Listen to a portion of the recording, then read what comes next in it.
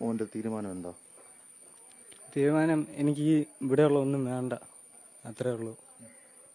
എനിക്ക് എൻ്റെ അപ്പനെ അമ്മയായിരുന്നു എനിക്ക് ഏറ്റവും ഇഷ്ടം. അവരെ കൊന്നിട്ട് അവരെ പേരിൽ ഒരു നടപടി എടുത്തില്ല.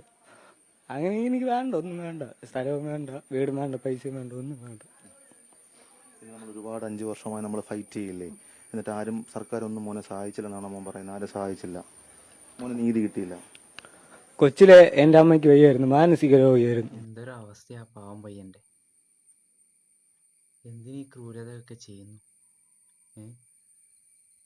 അപ്പൊ ആ പാവത്തിന്റെ മനസ്സാകെ തകർന്നിരിക്കുകയാണ്.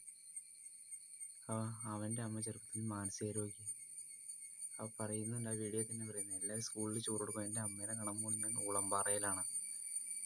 അപ്പം എന്തുമാത്രം അത് മനസ്സ് തകർന്നിരുന്നിട്ടായിരിക്കും.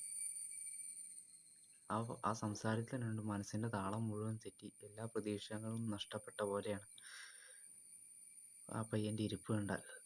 തീർച്ചയായിട്ടും ഇത് ഇങ്ങനെ തന്നെ ഇരിക്കരുത്. ആ കുട്ടിയോട് പറയുന്നത് ഇങ്ങനെ തന്നെ ഇരിക്കരുത്. വേണ്ട പിന്തുണയൊക്കെ നമുക്ക് കൊടുക്കേണ്ടി വരും. അവൻ്റെ മുന്നോട്ടുള്ള ജീവിതത്തിൽ അത് ആവശ്യമാണ്. അല്ലാതെ പഴയ കാര്യങ്ങളെ ഓർത്തുകൊണ്ടിരുന്നാൽ നമുക്ക് ഒരിക്കലും ജീവിതത്തിൽ മുന്നേറാൻ പറ്റത്തില്ല. അതുകൊണ്ട് അതൊക്കെ കളഞ്ഞിട്ട് പുതിയൊരു ജീവിതം ജീവിക്കാൻ നോക്കും. കേരളത്തിലുള്ള എല്ലാവരുടെയും പ്രാർത്ഥന കൂടെയുണ്ട്. മോൻ്റെ മാത്രം പ്രശ്നമല്ല, ഇതുപോലെ ഒരുപാട് പ്രതിസന്ധികൾ അനുഭവിച്ചവരുണ്ട്, അനുഭവിക്കുന്നവരുണ്ട്. അവരൊക്കെ മുന്നോട്ട് വന്നിട്ടേ ഉള്ളൂ. അതുപോലെ മോനും മുന്നോട്ട് വരട്ടെ. എല്ലാവിധ ആശംസകളും നേരുന്നു.